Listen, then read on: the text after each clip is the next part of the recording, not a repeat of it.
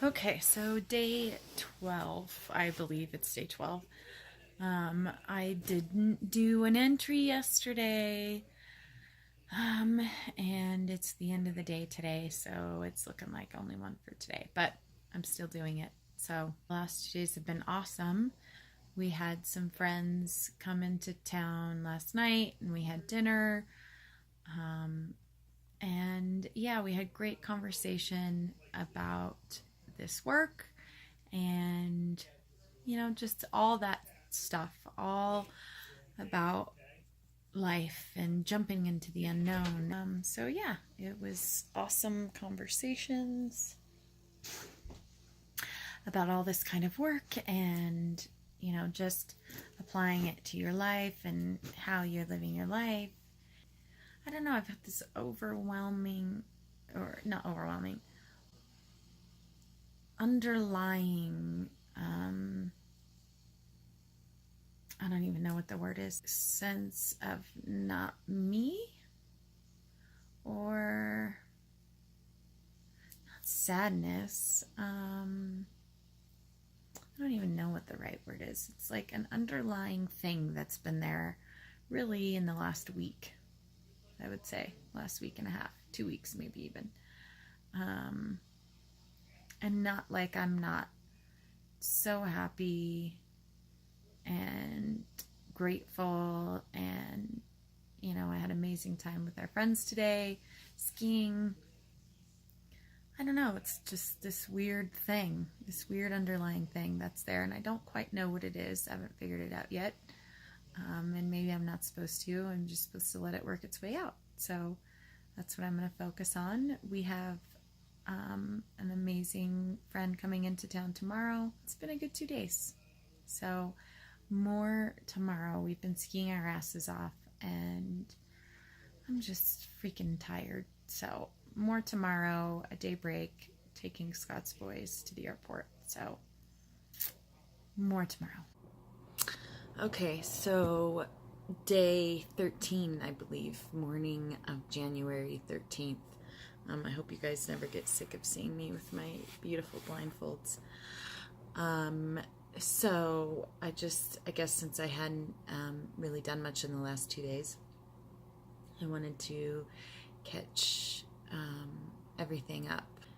Last night, I just started to feel really sick all over in my body, and my kidneys were hurting. I've just been so exhausted the last couple days, and not only has it been physical, like I was saying last night, it's almost been like the last week, this looming underlying sadness, I guess is the best word. And for me, as I've said before, it can be very physical, both on the high end and the low end. So when I have, which I've had many crazy experiences in the workshops I've gone to, even at home, and I have had energy move through my body. It is a very physical thing for me, and those of you out there that have seen it can attest to it.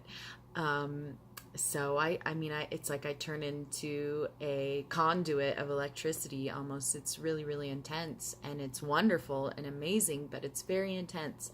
And so on the opposite end, it's also very physical for me. When I'm down, I compare it to just feeling really heavy, like matter, really dense, really heavy. And that's when these physical symptoms start to kind of manifest. And yeah, it's been this week of just kind of this sadness, and I start to feel like, and it's hard to put into words, but I start to feel like, I would say, the old Emily. I start to feel insecure. I start to feel, what's the point of everything? And it doesn't feel like me, the new me that I've worked so hard to, all those emotions I've worked so hard to get rid of. I didn't meditate yesterday. Decided to go full board into the breath and the meditation. And the breath was, oh my gosh, amazing. I believe it's such a magical thing, and it's such a huge tool to sometimes immediately shift your energy. And it's releasing. I know it's releasing. I mean, my body shook this morning like crazy, and I can feel it coming up, and I get the sensation almost that I'm gonna throw up, because I know it's stuff working its way out and coming up. But after that, you go into, for me anyway, a very intense and amazing meditation. And I saw that sadness. I saw it inside of me, like a deep, deep, deep sadness. I realized at the end where it was coming from. People use the word empath. I don't necessarily love that word. I don't like labels at all, because it puts a belief into your head that it has to be a certain way, or it looks a certain way, or you're a victim to that. So I don't ever like using the word empath. I just don't. I know where this energy came from, and it comes and it hits me hard, and it's from a person, and this person is still alive, and it is, I'm not ready to talk about that relationship yet, through this avenue anyways. And so, yeah, I don't know all the answers, and I don't know that anybody knows all the answers. I think we're all on this journey of self-development, and if anybody tells you they know all the answers, I don't think I'd go with that person. That's just me personally. But definitely, I think there's teachers, and there's, we need to learn from each other. But I also think our best teachers are ourselves.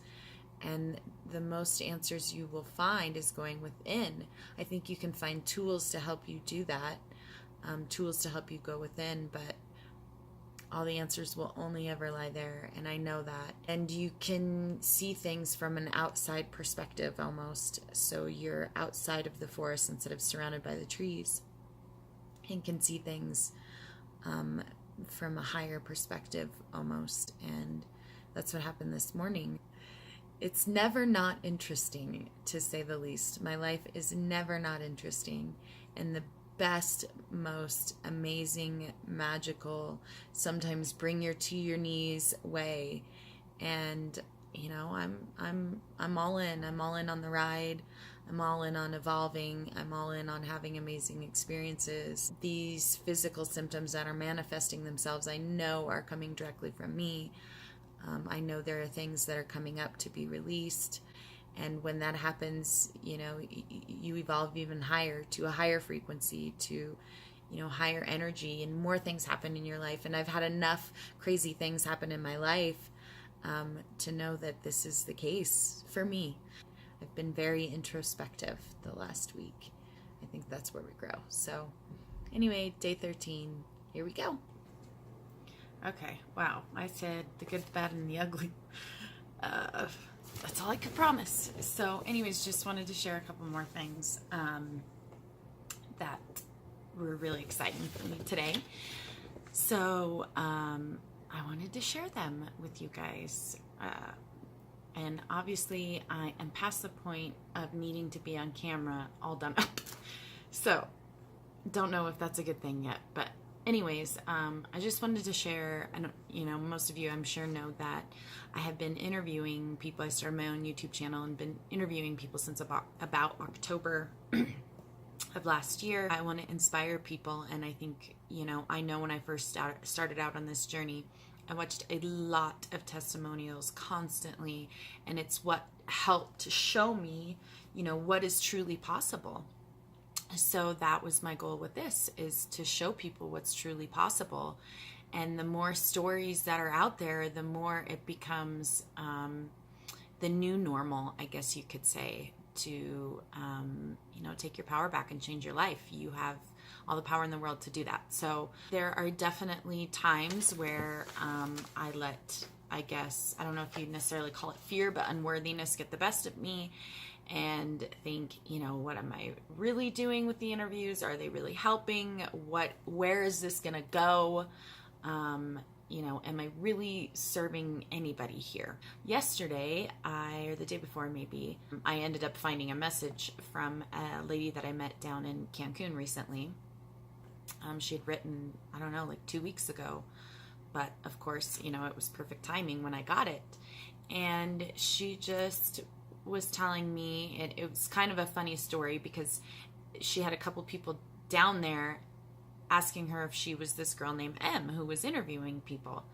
And I'm sitting at dinner one night at, a big table with a bunch of us, and she's asking, hey, does anyone know this person named M? Because everyone keeps thinking I'm her, this person that's doing these interviews. And I, giggled inside and I said, well, yeah, I know her because I am her. And she was like, oh my God, that we ended up at the same table at dinner. It was through friends. So, there's 900 people there and we end up at the same table, and, people are thinking she's Emily. So anyway, as it goes, we kept seeing each other throughout the week, and she's so super sweet. I won't read the whole thing, but she was just saying, how, of course, amazing it was that we ended up at dinner together, and that she's been watching the interviews, the last couple interviews I did, and that it had given her support in helping her go through a change in her life after Cancun, something that sounded like she felt like needed to be done. But of course, it's the unknown and it's scary. And when you're going through it, you know, there's a lot of fear and a lot of doubt that can creep in. So I know, I've been there. She was just saying how much those interviews helped give her the strength to continue with making that change and staying on that path. And, just thanks for the inspiration. So it always comes when we need it. That's for sure. It always comes when we need it. So thank you, Pam. That meant more to me than you will ever know.